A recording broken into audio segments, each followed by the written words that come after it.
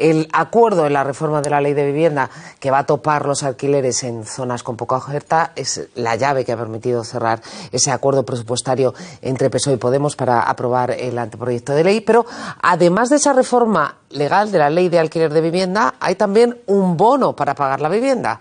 ¿Otro bono? ¿En qué consiste este, Aida?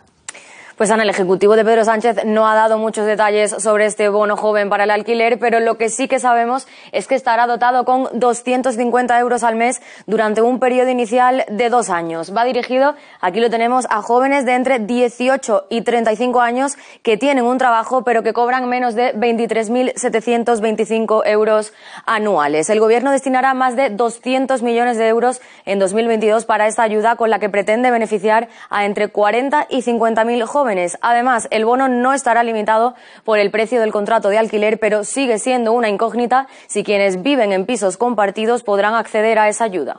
Bueno, se completará a lo largo de la próxima semana. Tenemos beca, tienes 18 años y te puede tocar el bono cultural, el bono alquiler y la beca para estudiar. Excepto un trabajo bien remunerado, eso no en el que se cumpla tu contrato laboral y además, tus 8 horas. La experiencia de funcionario. Bueno, la experiencia dice cuando lo de Chacón y lo de Trujillo, que al final lo que hace es subir el precio del alquiler. Es decir, tú regalas 250 euros y ese dinero sube el precio del alquiler. En el mercado de la vivienda, Mamen, hay que regularlo y hay que intervenir. Tenemos un ratio de vivienda pública, de alquiler lamentable en comparación con países de Claro, pero hay que construir vivienda pública.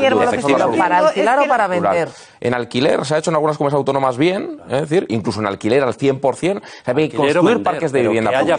Lo que no puede ser es que los tenedores de vivienda pública sean Blackstone, fondos... Es decir, eso no. Lo que estoy diciendo, Guillermo, es que en la experiencia anterior, tanto como se regaló para el alquiler, subió el precio del alquiler. El bono además puede ser agresivo. Por eso te digo, yo lo que creo volvemos a cuál es la capacidad económica. Que en España en este momento hay 12 planes de vivienda pública en Madrid, 3 en Barcelona, 1 en el País Vasco, y en otras comunidades no hay ninguno de vivienda pública. Lo que tiene que hacer el Estado o las comunidades autónomas, promover vivienda pública de manera... La ratio de vivienda pública por familia, por habitantes, es lamentable, eso es lo que hay que hacer, pero no regalar 300 euros. No, pero tampoco incurrir en decir que el mercado se regula solo la oferta y la demanda y que hay que liberalizarlo todo. No lo digo tú, pero otros dicen. ¿Todos estáis de acuerdo en que el Estado se tiene que convertir en constructor? ¿Okay? Yo creo que si tú sacas vivienda pública, tú sacas vivienda pública de alquiler... Yo quería decir todos a la vez no. Tenéis...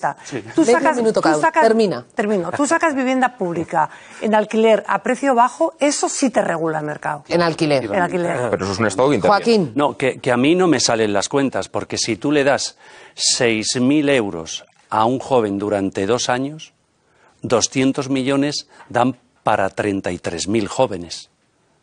O sea, y quieren llegar a 50.000. Bueno, si haces como lo de los otros bonos, luego no lo dan. ¿Sabes qué pasa cuando tú dices el Estado tiene que convertirse en... La expresión Estado es muy amplia y la posibilidad de actuación de poderes públicos diversos también. Es decir, pensemos en el papel que pueden jugar los ayuntamientos en materia de vivienda, es muy importante, y las comunidades autónomas.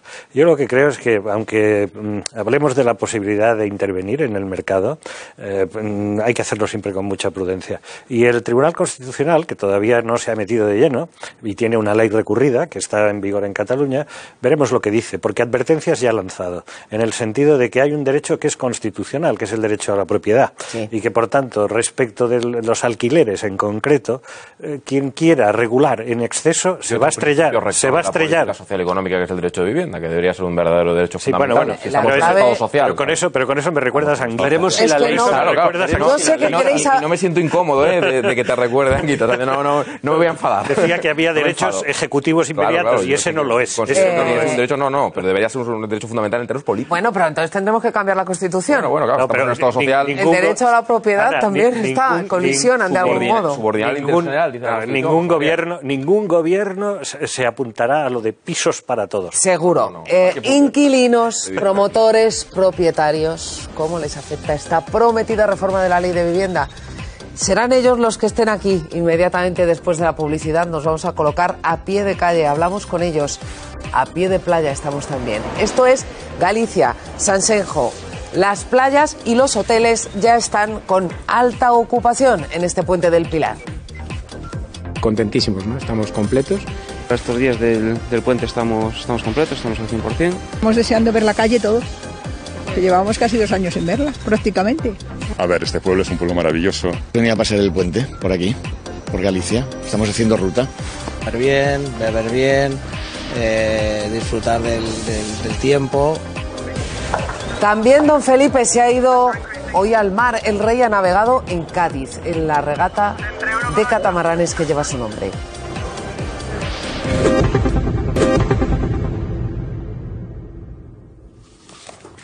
Es el paseo por los jardines de la Moncloa de Yolanda Díaz y Pedro Sánchez, la imagen que de cara al público al menos sella su pacto.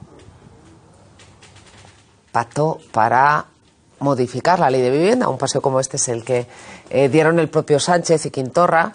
Fue el presidente el que, en contra del equipo económico del Partido Socialista, de la vicepresidenta Nadia Calviño, cerró ese pacto del que todavía no conocemos todos los detalles para poder aprobar en Consejo de Ministros el anteproyecto de ley de presupuestos. Bueno, lo que sabemos, lo que conocemos. Daniel, ¿en qué consiste? Les voy a señalar esta parte de la pantalla. Esto que ven aquí son ellas, las personas jurídicas, es decir, las empresas que tendrán que revisar cuántas viviendas tienen. Si llegan a las 10 o incluso las superan, que se preparen, porque la regulación de la que les hablamos va especialmente dedicada a ellos. Pero ¿qué pasa si llega una familia como esta? Pues bien, si un inquilino pide ampliar el contrato, aquel que tiene la vivienda tendrá 2 opciones: congelarlo y cobrar lo mismo, o bien reducirlo.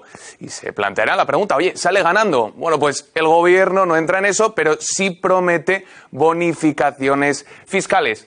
Otro de los temas que se lleva persiguiendo por parte de Podemos son las casas vacías. Quien las tenga en esa condición y no las vaya a alquilar, le repercutirá en el IBI con un incremento de hasta el 150%. Todo esto, que a muchos no les suena bien, se compensa con unos bonos para jóvenes. Son de 250 euros para personas entre 18 y 35 años con rentas no superiores a los casi 24.000 euros. Bueno, la principal clave de esa ley de vivienda es poder poner un tope a los precios en las zonas que el gobierno denomina como tensionadas. Ahora veremos cómo se puede determinar zona tensionada y cómo están los precios. Bryce Novoa es estudiante. Bryce, ¿qué tal? Buenas noches. Buenas noches. ¿Vives de alquiler? Sí, actualmente. ¿Trabajas además de estudiar? Sí, trabajo. ¿Y puedes pagar tu alquiler? ¿Compartes casa? ¿Necesitas...? Sí, son pisos compartidos. Bueno, se necesita ayuda de los familiares hasta cierta edad, pero también cuando llegue ese momento de adquirir esa posibilidad de cierto poder económico y que te capacita para llevar una vida solo, es para algunas personas más complicado que para otras en nuestro entorno. Entiendo que en función del salario... Claro, entramos en un baremo en el que los salarios o te suben el salario o te bajan el alquiler. O... Bueno, pues ahí hay que ver cómo compensan. ¿Cuánto pagas de alquiler al mes? Yo ahora mismo tengo la suerte de que he encontrado un piso barato en zona cerca del centro, sí, en Madrid. Sí que es cierto que es un piso viejo, o sea, lo que se paga barato es viejo y eso no hay duda. Y también conozco otras personas que suelen estar el precio medio entre los 400, 450 euros, tirando a la baja, por supuesto, en unas zonas en las que las rentas pues así lo permiten. Guillermo García es consejero delegado de Round Robin Inversiones. Guillermo, buenas noches. Hola, buenas noches. ¿Es necesario regular el mercado del alquiler, poner topes a los precios? No es necesario. Es necesario afrontar el problema, eso sí. Efectivamente hay un problema. Pero lo acaba de decir Brian, ¿te llamas? ¿Sí? Brian, sí. Pues lo acabas de decir muy bien. El problema no es el precio del alquiler. 400 euros es, yo creo que un precio adecuado, 450 euros es un precio adecuado de alquiler. A mí me parece que el problema es un problema de salarios. Los jóvenes actualmente tienen salarios muy bajos. En España la cualificación que se tiene es alta. Hay muchos profesionales muy cualificados que no están cobrando lo suficiente. Yo creo que ese es el problema, no el problema ni del precio de la vivienda, que es un precio bastante adecuado en general en España, ni el precio del alquiler, que es también adecuado. Es un problema salarial. Los jóvenes no pueden acceder porque no tienen el salario adecuado. Fernando Bardero es portavoz del Sindicato de Inquilinos. Fernando, buenas noches. Buenas noches. ¿Qué tal? Es un problema de... A lo mejor también es un problema de que no hay suficientes viviendas en el mercado para alquilar. Pues no. Desde 2011 el INE nos dice que tenemos en el parque de vivienda 3,5 millones de viviendas vacías y todavía no hay... No, digo, no que haya viviendas que se pudieran alquilar, sino que haya viviendas que están en el mercado del alquiler. Sí. Porque esos 3,5 millones de viviendas vacías entiendo que no están, que no se ofrecen para alquilar. Están deliberadamente vacías en la mayoría de... A eso me refiero, que no hay viviendas alquilables. Claro, el recargo del IBI es una de las cosas que persigue, es decir, que salgan al mercado sus viviendas vacías. Ahora, a mí me llama mucho la atención que digamos que los precios de los alquileres en Madrid están bien. Yo voy a decir 2 datos, concretamente por si queremos reflexionar sobre ellos, y de verdad, con respeto, me parece una barbaridad decirlo. Porque en Madrid tenemos un alquiler medio de 850 euros y un salario mínimo interprofesional de 950.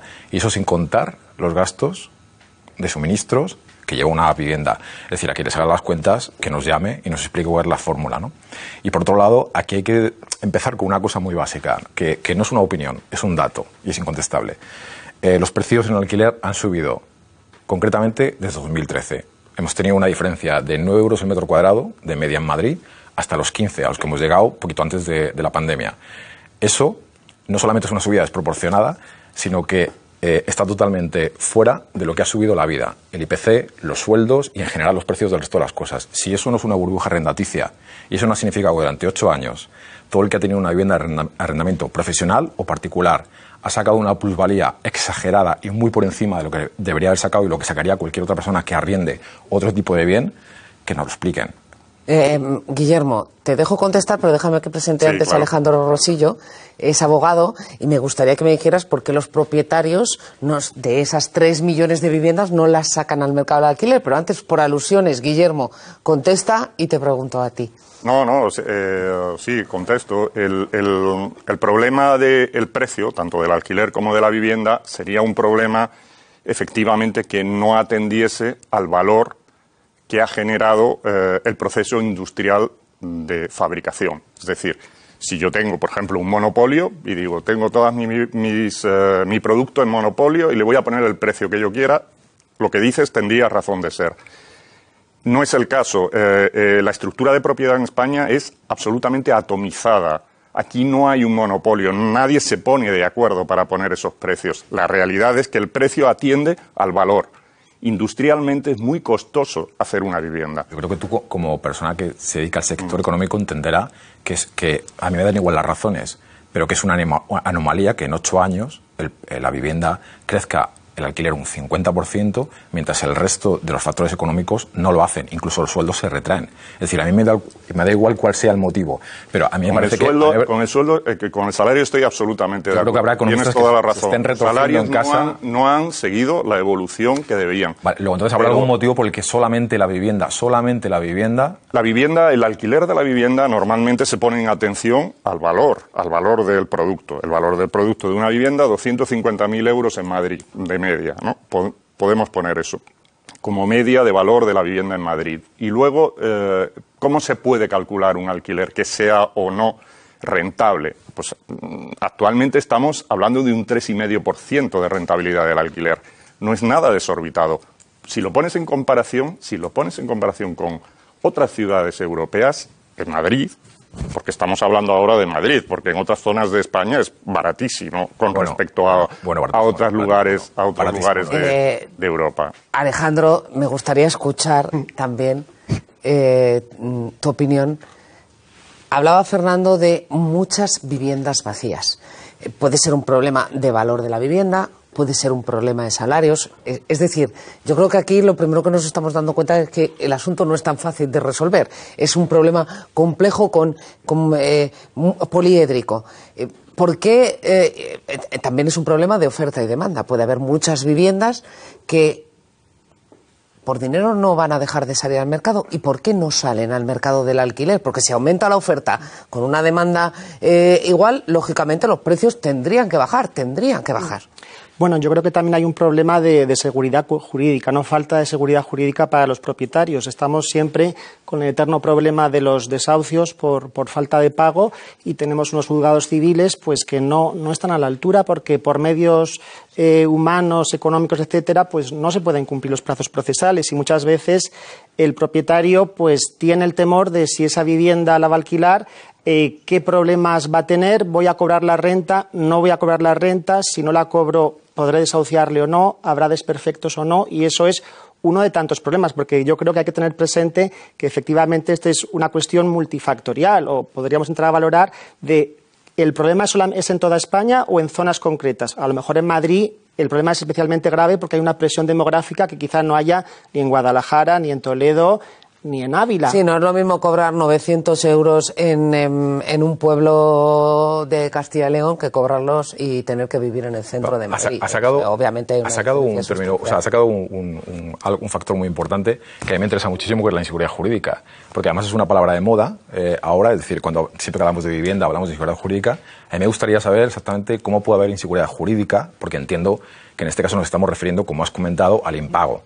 ¿Cómo puede generar alarma en sociedad para que la gente no saque sus viviendas en alquiler la inseguridad jurídica, cuando en Madrid, y doy cifras también que son incontestables porque no es una opinión, son cifras del Consejo General del Poder Judicial, y concretamente en Madrid, por aterrizarlo, hay 583.000 viviendas en alquiler, 583.000 actualmente, y hay en el último año, el último ejercicio 2020, 1.086 sentencias por impago del alquiler, es decir, un 0,18%.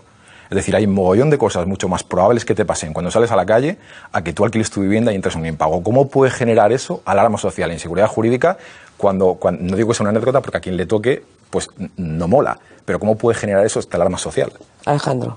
Estamos constantemente en los medios de comunicación, todos los problemas con inquilinos problemáticos, inquilinos molestos, inquilinos que no pagan. Lo sobredimensionamos, los medios lo sobredimensionan y parece un problema mucho más gordo que el que en realidad es. Es decir, estamos convenciendo a la gente en casa de que no saque en alquiler su vivienda porque le pueden dejar de pagar, pero en realidad lo que tenemos es que 582.000 madrileños todos los meses pagan religiosamente su alquiler todos los años y no pasa absolutamente nada. Mi pregunta es, el problema, te puede dejar de pagar cualquier cosa. El problema es, si te deja de pagar, a lo mejor tienes que estar un año de juicios y papeleos. Y dices, pues mira, si no necesito el dinero, ¿para qué voy a alquilar el piso? ¿No? Claro, esa es la clave. Quien no necesita el dinero deja... Que a lo mejor el juicio tendría que ser rápido. En vez de esperar 2 años, un mes. Pero entonces no es un problema de inseguridad jurídica, es un problema de que la justicia tarda siglos en resolver. En los impagos él nos puede confirmar que los juicios por impago son tremendos. Es decir, rara vez hay un juicio por impago que no acabe con un desahucio. Eso es cierto. Es decir, son categóricos. Es decir, cuando entra un juicio por impago, se ejecuta un lanzamiento sí o sí y es raro, rarísimo. El problema no es la ley, el problema es la tardanza de la justicia. Guillermo. Sí, y la estructura de la propiedad. Es decir, eso que dices puede ser cuando la morosidad no es alarmante, acuciante, pues dices, bueno, bien, estupendo, en general funciona.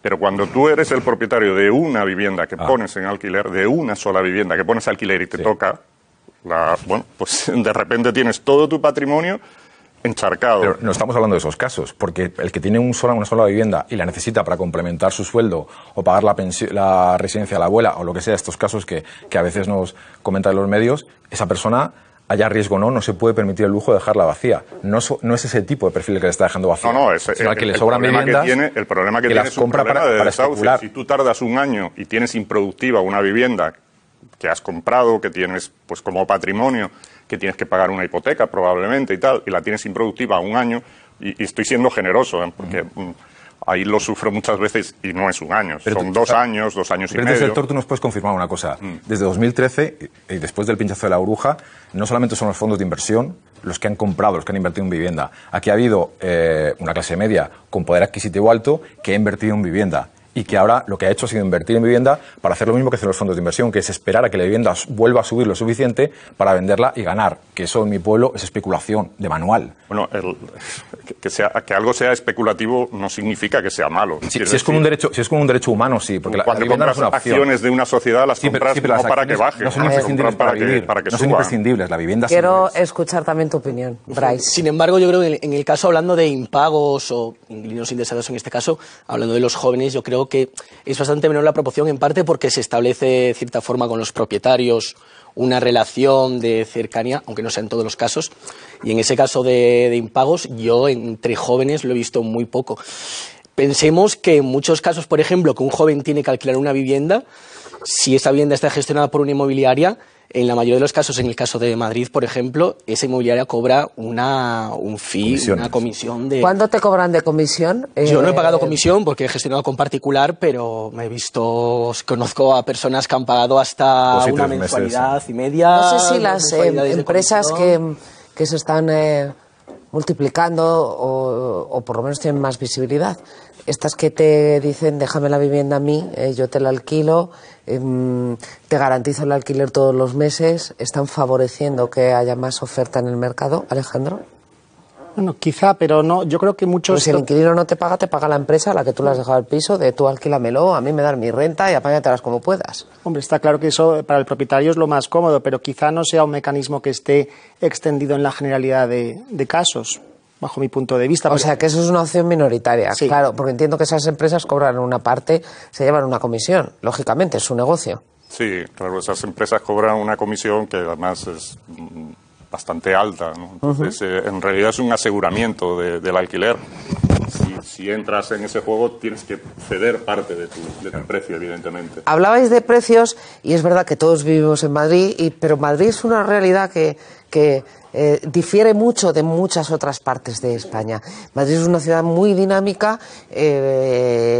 la que ha venido mucha gente a vivir, sobre todo en los últimos meses. Para hacernos una idea de la situación en todo el país, Aída, ¿cuáles son los niveles de precios? Pues Ana, el precio de la vivienda ya supera los niveles de 2019 en 39 capitales españolas. Aquí lo vemos. Cuando estalló la pandemia, los precios bajaron y cuando Bruselas aprobó el Plan de Recuperación de España, los precios empezaron a subir hasta que en el tercer trimestre de 2021 el precio ha superado en más de un 5,5% al que había en el mismo periodo de 2019. Esto según la sociedad de tasación TINSA. Si se compara el dato con el del año pasado, la subida es todavía mayor. Aquí lo tenemos, del 6,1%. Vamos a verlo. De las 39 capitales que tienen los precios por encima de niveles pre-COVID, destacan Lérida, Vitoria y Vigo, con subidas por encima del 16%. Le siguen San Sebastián y Oviedo. En las dos grandes capitales la evolución es muy dispar. Madrid lo supera en un 4,5% y Barcelona se queda un 1,2% por debajo del nivel pre-COVID. No sé si hay alguna razón que explique por qué hay en unas capitales han subido más que en otras. La de Madrid es que de repente todo el mundo viene a trabajar a Madrid, todo el mundo viene a vivir a Madrid. Tiene ese efecto capitalidad. No sé, Guillermo, tú que conoces bien el varios mercado, factores, porque una de las cosas que tiene Madrid, por ejemplo, junto con Barcelona, Ibiza, Valencia, es decir, Málaga, Sevilla, son ciudades que están también gentrificadas. Es decir, aquí en Madrid, por ejemplo, realmente la inversión es muy interesante en cualquiera de los aspectos. Es decir, si compras un inmueble, no solamente residencialmente le puedes sacar frutos, sino que lo puedes hacer como oficina, como vivienda uso turístico, como muchos otros usos, ¿no? Sí. Guillermo. Sí, y efectivamente, bueno, Madrid tiene además la capitalidad que evidentemente le aúna un interés para cualquiera y que hace que sus precios se disparen. Pero sí que es verdad que en todo esto que hemos visto y en todos los datos de las distintas ciudades, comunidades autónomas, en el mercado de la vivienda eso hay que tenerlo muy en cuenta. El mercado de la vivienda es absolutamente local. No se puede hablar siquiera de España. Ni siquiera que hacer una ley nacional puede ser una ley marco, pero hacer una ley nacional que... Sí, obviamente no es lo mismo un pueblo de Castilla que un pueblo de Madrid, y están al lado, como quien dice. Y la tensión, por ejemplo, del parque de viviendas, el número de viviendas que hay, disponibles o no, es completamente distinto en un sitio que en otro, ¿no? Entonces, efectivamente, funciona muy poco a nivel... ni siquiera digo a nivel de comunidad autónoma, es decir, es que es súper local. Tú tienes que dirigirte a la localidad en la que estás para saber qué tensiones hay, si hay más vivienda en oferta, menos, qué precios hay, todo lo demás, hablar de una manera generalista de un país y tal en una ley, a mí me parece que no es acertado. Lo que pasa es que no sé si entramos ya en materia del acuerdo de la ley de vivienda. Pues entonces déjame y entramos en eso, que me diga Aída qué se considera en ese acuerdo zona tensionada, porque es lo que se va a regular. Aída. Las zonas tensionadas son áreas en las que se ha producido, aquí lo tenemos, un aumento constante en el precio de los alquileres en los últimos años. Estas zonas se definen cuando el precio crece 5 puntos por encima del IPC y el gasto medio para pagar el alquiler supera el 30% de los ingresos o de la renta mensual. El mapa de estas zonas coincide con el de la ubicación de grandes caseros y destacan la costa mediterránea, las islas, Granada, Sevilla, Málaga y además Toledo por su proximidad a la capital. Y es en el municipio madrileño de Pozuelo de Alarcón donde el alquiler asciende hasta los 1.200 euros, siendo el más caro de España. Eso es lo que se define como zona tensionada. Las soluciones, aquí no se puede poner más de este dinero de alquiler porque tiene estas condiciones de zona tensionada, claro, Fernando. Claro, por eso el tema de que sea una ley estatal significa que luego lo que haces es declarar una zona, por lo tanto ahí personalizas, ¿no? Que es lo que tú decías, es decir, la ley es un marco que luego personaliza. Pero hay que decir una cosa, y es que tenemos un ejemplo ya evidente de que es una solución, porque en Cataluña hace un año que tienen esta ley, esta regulación de los precios, y ha funcionado. Y lo digo, no es una opinión, son unos datos. Es decir, en los 61 municipios que se declararon inicialmente tensionados en Cataluña y se han acogido a esta ley, durante este año los precios han bajado en mucha mayor proporción que lo han hecho los municipios en los que no. Y eso teniendo en cuenta que hemos tenido, entre comillas, iba a decir la suerte, la circunstancia del COVID, que ha hecho precisamente que por primera vez en una década los precios vuelvan a bajar. Pero en Barcelona ha bajado también la oferta de pisos. Ha bajado en los 60 municipios. Ahora vamos a ir a Barcelona que nos expliquen el resultado. Claro, también hay menos pisos o menos viviendas en alquiler. También yo advertiré, por si dais datos, que hay muy poquitos datos. A nivel estatal, ninguno. O sea, el gobierno no ha invertido todavía nunca, que es una cosa que va en la ley, invertir en datos y en transparencia para tener datos. La única comunidad que invierte en datos es precisamente Cataluña, y en Barcelona hay datos del Incasol, que es el análogo al IBIMA, ¿no? Antiguo IBIMA, actual Agencia de Vivienda Social aquí en Madrid. Es el único que tiene datos oficiales. Cuando interesa a lo mejor otro tipo de discurso, lo que se hace es ir a Idealista y sacar otros datos que, no es que lo diga yo, pero Idealista está expedientado por la Comisión Nacional de Mercados y la Competencia y está sancionado por la propia regulación de alquileres en Cataluña por no respetar la ley en sus anuncios. Por lo tanto, yo ni pongo ni quito, pero los datos oficiales del Incasol bueno, no vamos a hablar de entidades que no están aquí. Bueno, estamos hablando hemos invitado, lo que Incasol, pasa es que no ha sido posible que estuvieran también aquí porque hubiera sido interesante muy que interesante, hoy con nosotros. ¿Se puede, con el marco legal que tenemos en España, poner un tope a los precios del alquiler? Yo creo que no se debería. Yo creo que aquí estamos centrando demasiado el debate en el propietario particular, en la persona física o jurídica, y quizá no deberíamos olvidar la responsabilidad de las administraciones públicas. ¿Por qué en las zonas tensionadas no aumenta la construcción de vivienda pública en alquiler, por ejemplo? Bueno, lo que pasa es que un piso no se hace de la noche a la mañana. Claro, pero que quizás sea más sencillo siempre culpabilizar al propietario antes que adoptar medidas que efectivamente pues no son de un día para otro. Por ejemplo, aquí en Madrid todo el mundo conoce la situación de campamentos. Se nos lleva desde hace décadas prometiendo que efectivamente iba a haber miles y miles de pisos en alquiler. Es una zona que no tiene ningún valor ni histórico, ni ecológico, ni de ningún tipo. ¿Y eso por qué no está hecho? Efectivamente, cuando Madrid tiene una presión demográfica que no tienen otras zonas de España. Entonces, ahí sería también incidir en la responsabilidad que tienen las administraciones de crear condiciones adecuadas y vivienda pública en alquiler. No confundamos a la gente, porque a día de hoy otra cosa es en lo que se desarrolla, se articula al final el texto, pero a día de hoy la regulación de los precios no es para particulares. O sea, es exclusivamente para personas jurídicas, grandes tenedores. Por lo tanto, no confundamos a la gente. A ver si alguien a día de hoy, otra cosa, yo por ejemplo no estaría de acuerdo. Yo sí regularía también los precios de los alquileres a particulares, pero a día de hoy el acuerdo lo que incluye, para nuestra desgracia, para la desgracia del movimiento de vivienda, es que solamente se va a regular a grandes tenedores, personas jurídicas, no a particulares. Pero la regulación del precio de la vivienda, topar el precio de alquiler y tal, siempre ha llevado, o sea, esto son datos, como dices, incontestables e históricos, siempre ha llevado a retraer. Eso no es cierto. A retraer vivienda. Está pasando ahora mismo en Alemania, que ahí eso no es cierto. Un problema de tensión.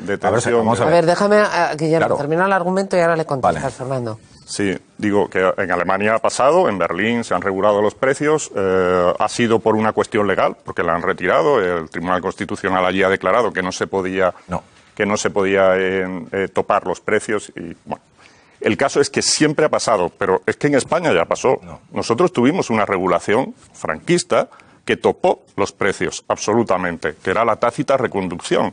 La tácita reconducción suponía que el arrendatario tenía derecho a estar en la vivienda, no se le podía, o sea, sine die, no se le podía echar, y además no se le podía subir más allá que el índice del precio de la vivienda. Entonces, eso ya pasó. ¿Y qué ocurrió por esa regulación excesivamente constrictiva?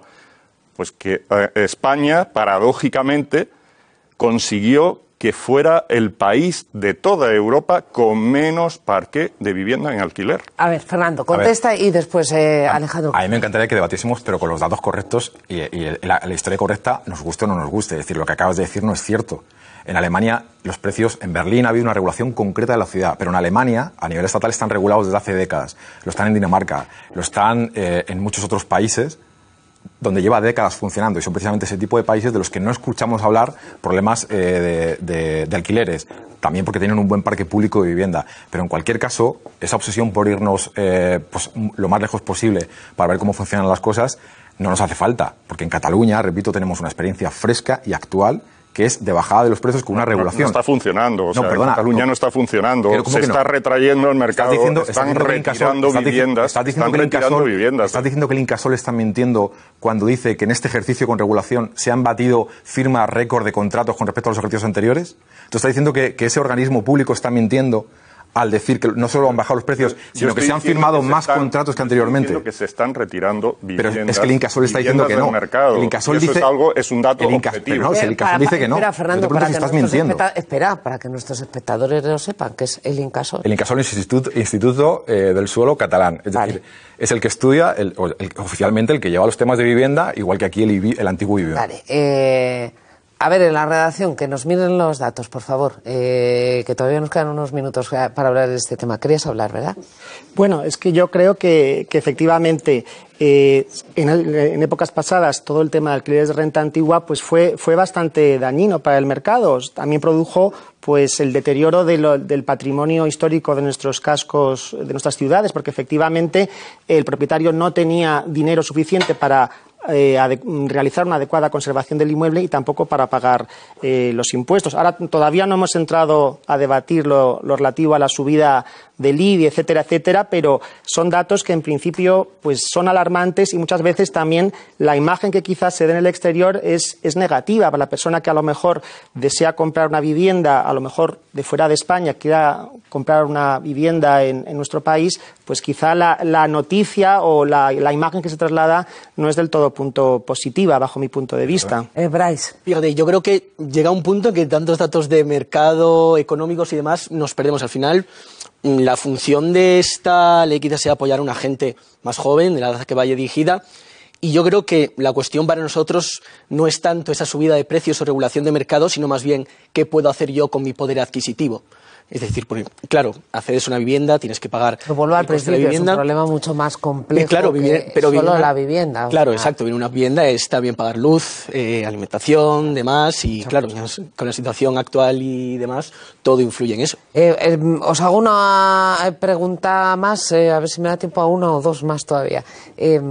Las administraciones públicas están haciendo todo lo que tienen que hacer o todo lo que en vuestra opinión deberían hacer, porque decías tú, Guillermo, es un asunto local y es verdad que, por ejemplo, miras el panorama de gestión pública de la vivienda en el País Vasco. A ti te dan una vivienda en alquiler, estás en propiedad, pero después se la tienes que devolver al gobierno vasco, es decir, no te la quedas para ti, la heredan tus hijos, porque oye, tu situación económica puede cambiar a lo largo del tiempo. Hay otras comunidades donde solo te la dan en alquiler y no la puedes comprar nunca, y te la dan también en función de la renta que tienes. Hay otras que no tienen vivienda pública de ningún tipo. Las administraciones públicas, y a lo mejor es mejor que no compra-venta, porque también da lugar a todo tipo de corruptelas. En fin, las administraciones públicas están desarrollando las políticas, más allá de las leyes que regulen el alquiler o la compra, para la promoción de vivienda de alquiler o vivienda social que necesita la población española, los ciudadanos españoles. No lo está haciendo, y además, yo insisto, yo estoy muy de acuerdo, además, con que tenemos un problema, ¿no? O sea, que No, cuando alguien con un salario y trabajando 8 horas al día no se puede pagar una casa medianamente digna, el problema está ahí. Ya habrá miles de soluciones. Gente en mi empresa. Tendremos que ponernos de acuerdo o no, pero problema hay, eso está claro. Existe un problema y hay que afrontarlo, y las administraciones tienen la obligación de afrontar ese problema y no lo están haciendo. Y yo creo que este tipo de medidas son contraproducentes, que precisamente hacen, en el mercado del alquiler en concreto, hacen justo lo contrario de lo que persiguen, que es, al final, retraer el mercado del alquiler. Es cierto. Sí, yo creo que sí. No, pero es que no es una cuestión de creencia, es un dato. Sí, bueno, pues el dato hace que en con cualquier creencias, sitio donde se topan... Si funcionamos con creencias, no nos vamos a poner de acuerdo nunca, nadie en la humanidad, nunca. Lo que necesitamos es que haya, además de la seguridad jurídica, que también es muy importante, con que un haya 0,18%. Cuanto más mercado de vivienda hay a disposición, pues evidentemente mejor va a ser para el precio. El precio se va sacando vivienda vacía al mercado. Sí, efectivamente. Todo eso... ¿Y por qué se va a sacar vivienda vacía al mercado? Se va a sacar...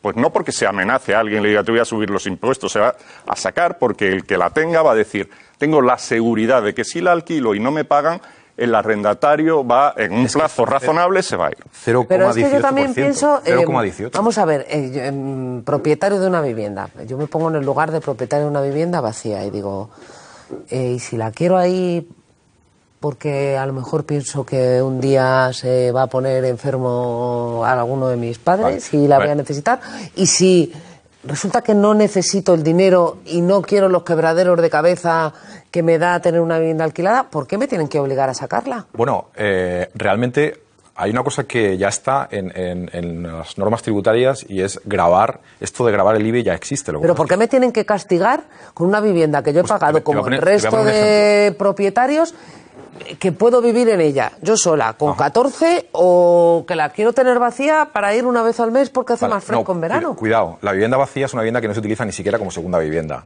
Es decir, la normativa o la propuesta de normativa es que sea una vivienda que esté totalmente deshabitada durante 2 años. Es decir, tú tienes una casa en el pueblo y aunque no vayas más que una vez al año o cada 2, eso no es una vivienda vacía. Estamos hablando de vivienda que está realmente abandonada.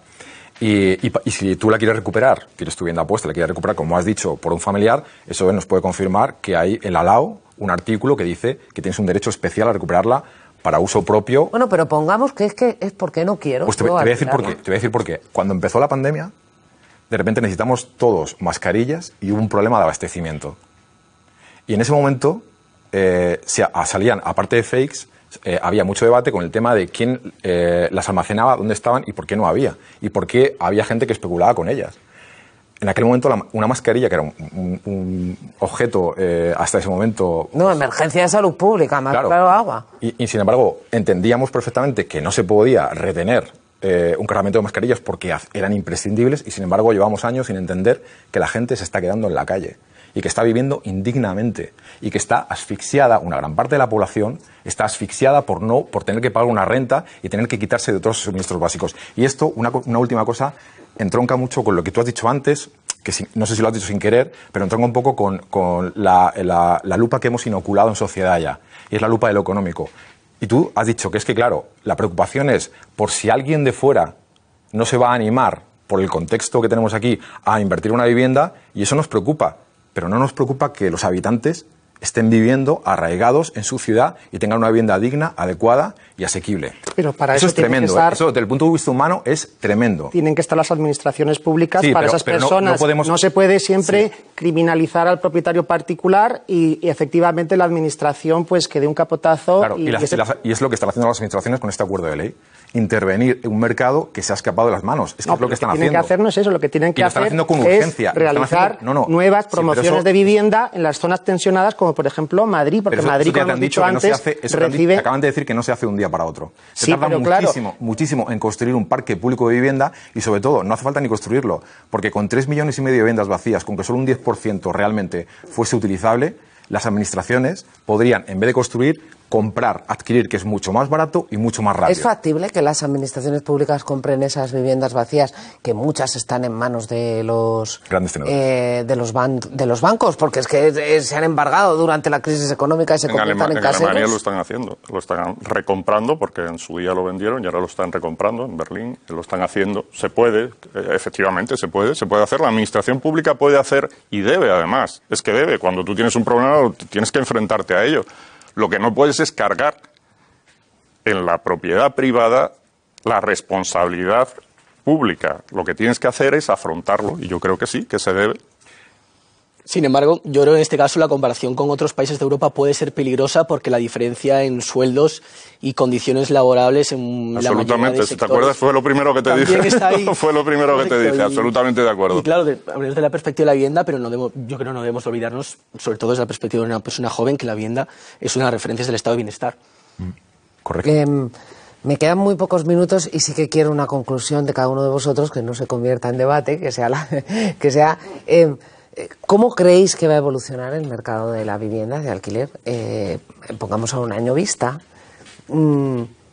Y si esta ley va a conseguir, de alguna manera, suavizar las tensiones de los precios. Pues fíjate, yo creo que el modelo cambiará bastante, está claro, cuestiones económicas, también sociales y culturales, pero yo me veo sin ningún problema y también sin otra opción, sobre todo en parte, viviendo con mis compañeros de piso en 10, 15 años. Pero si no es indiscreción y mala educación, ¿llevas tiempo trabajando? Sí. Sí. Trabajando, bueno, la entrada también, hablamos de la regulación de la vivienda, pero hay muchos factores que... ¿Y cuántos años tienes? Yo 24. 24. Y no puedes comprar una vivienda, vivir en una vivienda tú solo. Comprar ni me lo planteo, alquilar, claro. Lo ajusto. Y gente de tu edad que estudia o que trabaja contigo, ¿con quién vives? ¿Vives solo, con compañeros? Compañeros de piso es lo más común. Claro, es que luego esto tiene también otras consecuencias, en la emancipación, en la creación de familias, etcétera, etcétera. Alejandro. Pues yo creo que esta ley en la práctica, pues las consecuencias prácticas van a ser, yo creo que escasas, porque como requiere mucha colaboración por parte de comunidades autónomas y de municipios, pues casi parece más un poco venta de humo que realidad. Por lo menos va a ser un paraguas estatal que luego aplicarán las administraciones autonómicas y locales en función de sus necesidades o sus querencias. Totalmente. O puede que directamente se inaplique, si no recuerdo mal. Ya ha habido noticias del Ayuntamiento de Madrid que en principio ya se decía que no se iba a subir el IBI en ningún caso, etcétera, si no he leído mal en los últimos días. O sea, parece que a lo mejor en muchas zonas de España que sí requerirían atención, pues no se va a aplicar. Entonces, las medidas yo creo que tendrían que ir, repito, por el aumento de la oferta de vivienda pública en alquiler. La iniciativa del Partido Popular, que fue una respuesta rápida a esa propuesta, pero que tampoco se ha profundizado, puesto que no hay una propuesta con detalle de liberalizar suelo, ¿creéis que sería efectiva? Hombre, yo probablemente podría ayudar, ¿no? Sobre todo en aquellas zonas que no, repito, como he dicho antes, que no tengan una protección histórica, ecológica, medioambiental. Esas zonas, ¿por qué no pueden ser urbanizadas en mayor medida? Sobre todo en zonas como Madrid, donde sí hay suelo disponible. En San Sebastián, como hemos dicho antes, pues claro, no hay suelo disponible, pero aquí en Madrid sí. Guillermo y Fernando, o Fernando y Guillermo, me da igual. Podéis responderos si no termina uno. O sea, os dejo debatir 2 minutos. No, yo conste que además parto de afrontar un problema. Es decir, pienso que hay un problema, pienso que hay un verdadero problema y que tenemos que enfrentarnos a ello. Lo que pasa es que creo que las soluciones que se deben dar muchas veces tienen que ir más allá de la focalización. Es decir, un problema de la vivienda, pues vamos a atacar la vivienda. No, pues muchas veces ¿hay un problema de la vivienda? Sí. ¿Cuál es el verdadero problema? Pues que un chaval con 24 años no tiene el salario suficiente para acceder a la vivienda. Y yo creo que ahí es donde tenemos que ponernos todos a que haya un tejido empresarial, productivo en el país que sea capaz de pagar a sus jóvenes de la manera adecuada para que puedan tener vivienda, pagar la luz, pagar todo lo que necesitan. Bueno, yo creo que esa empresa es mucho más difícil que lo que queremos hacer con la vivienda, pero en cualquier caso, no quieres debate, yo te voy a decir que estoy de acuerdo con lo que han dicho. Yo tampoco creo que la ley vaya a servir, pero por un motivo. Es que... No, sí que quiero debate, pero ya para otro día. No quiero que me dejéis de yo no he respondido. Vale. No, yo también os creo... Os invito otro día porque este tema va a seguir y me encantaría que... Sí, vamos a tener meses por delante. Para volver a hablar de esto. Y yo creo que esta ley tampoco va a servir, pero por un motivo, porque se va a quedar corta. Es decir, lo estamos diciendo desde los movimientos de vivienda. Realmente esto ha sido una pequeña cesión del PSOE porque tenía que aprobar unos presupuestos, pero esto todavía se ha quedado muy corto con respecto a nuestras propuestas. Se va a quedar corto y hay que ir mucho más allá. Y no hay alternativa. Y una cosita muy rápida. Bray es el ejemplo vivo del contraargumento hacia Pablo Casado, una persona con nómina que no puede abastecerse de vivienda y de los gastos que conlleva. Bueno, insisto, me gustaría muchísimo que, como este tema va a continuar, estuvierais aquí con nosotros otra noche hablando de ello. Gracias a los cuatro, de verdad. Ha sido, hemos aprendido mucho y queremos seguir aprendiendo más.